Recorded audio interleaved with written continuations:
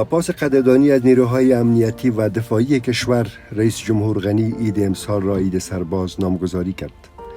عید سرباز در اوج تهدیدهای دشمن در برابر شهروندان متدین و نظام جمهوری اسلامی برگزار شد.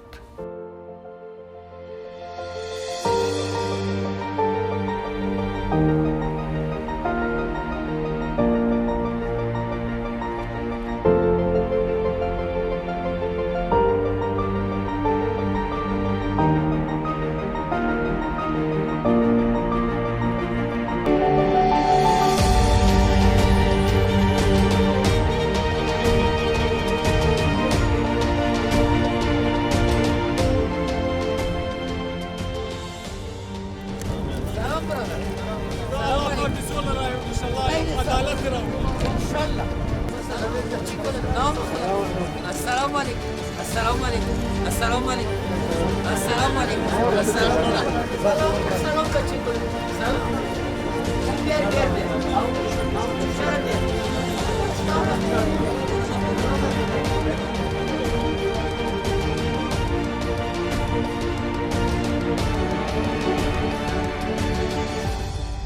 اقتدا به امامت یکی از افسران نیروهای امنیتی و دفاعی در تاریخ معاصر افغانستان بی پیشی نبود.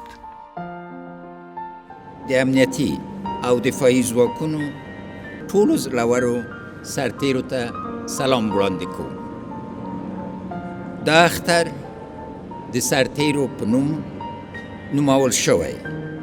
اول ټولو سرتیرو ته د نیکمرغه لوی اختر مبارکي وایم او بیا د دوی قدرمنو کورنیو ته د اختر مبارکي ورکوم. د سرتیرو له کورنیو نه مننه کوم چې خپل زړور بچیان د امنیتي او دفاعي ځواکونو لیکو ته لیږلي دي.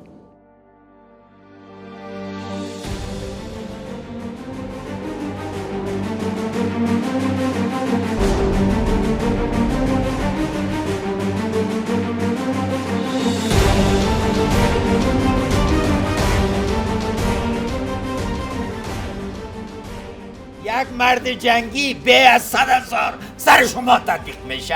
به از 100,000 هستی. زدر باندی بیارم او تاسی به او خیلی. با وجود افزایش خشونت‌ها و تهدیدهای امنیتی، رئیس جمهور غنی در ایام عید سعید اضحی در حق محصور نماند، به ولایات سفر نمود، در شهر کابل قدم زد و با شهروندان کابل عید مبارکی کرد.